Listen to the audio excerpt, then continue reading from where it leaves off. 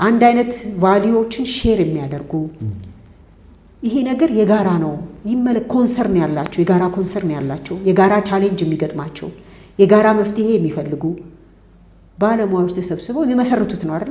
ይሄ ምንም እንኳን በአዋጅ ተመስርቶ በግድ አባል መሆን የሚያስገድደን ቢሆንም ስፒሪቱ ግን ከሱ የሚለይ አይደለም። ስለዚህ አንድ አይነት ሰዎች ነን፣ ቤተሰብ ነን። ስለዚህ የመጀመሪያው ስራ መሆን የለብን እኛ ቤተሰብን ይሁን ሰዎች ቤተሰባዊ ምክክር ማድረግ አለብን።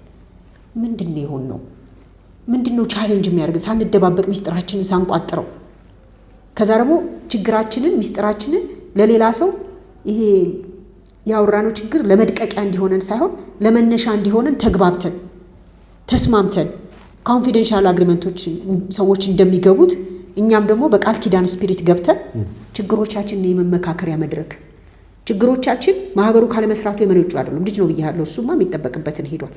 ግን ማህበሩ ከተመሰረተ ወዲያ ማህበሩ ከተመሰረተ አይቀር እንዲሁ ምን አይነት ማህበር ቢሆንልን ይሻላል? የሌሎች ማህበሮች ተሞክሮ ምንድነው?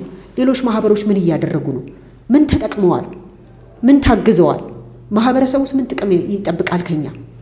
መንግስትስ ከኛ ምን ኤክስፔክት ያደርጋል? እንዴት መንግስትንስ እናግዘዋለን? በምን አይነት መንገድ ነው ይሄንንስ ኢምፕሊመንት ማድረግ ያለብን? ተቃራኒ ወገን እኮ አይደለንም። ተያይዘን ባንድ መስመር ላይ እጅ ለእጅ ተያይዘን የምንጓዝ ነን።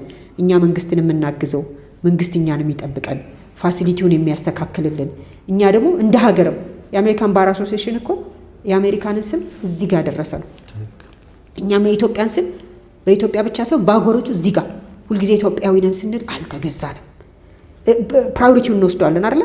ፕሪቪሌጅ የኛ ነው ብለን እናስባለን። በሙያው ፕሪቪሌጅ የኛ ነው ብለን የምናስብበት ደረጃ ላይ የምንደርስበት ነው። ስለዚህ የመጀመሪያው ስራ የሚሆነው እንደ ቤተሰብ ተያይዘን ተመካክረን ችግሮቻችንን ለቅመን ማውጣት ነው። እኔ አቀልላለሁ ብዬ ልመራው አልችልም። ይሄን ማህበር እስቲ መድረክ እንፍጠርና አስቀድመን ችግሮቻችንን እንወያይ።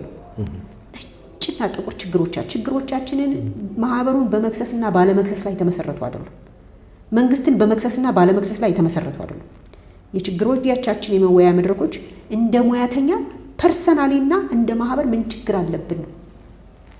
ቤተሰብንን ብያለሁ ሲጀምር አንደኛ እንደ ማህበርተኛና እንደ ሙያተኛ፣ ሁለተኛ ደግሞ እንደ ግል ሙያተኛው ያለበትን ችግር ነጭና ጥቁር አውርተን ከዛ በኋላ መፍትሄውን የሚያፈላልግ ኮሚቴ ነው ማዋቀር ያለብን። የመጀመሪያ የኔ ተግባር ብዬ ማስበው መፍትሄውን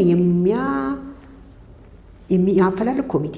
ከዛ በኋላ መፍትሄው ተገኝቶ ሲመጣ ደግሞ መፍትሄው ተገቢ ነው ወይ ሙሉ ነው ጎሎታል ወይስ መፍትሄ ያለው ነገር ደግሞ ሌላ ችግር ይዞ ይመጣል የሚለው ላይ ደግሞ መድረክ ላይ መወያየት አለብን። ይዛሱ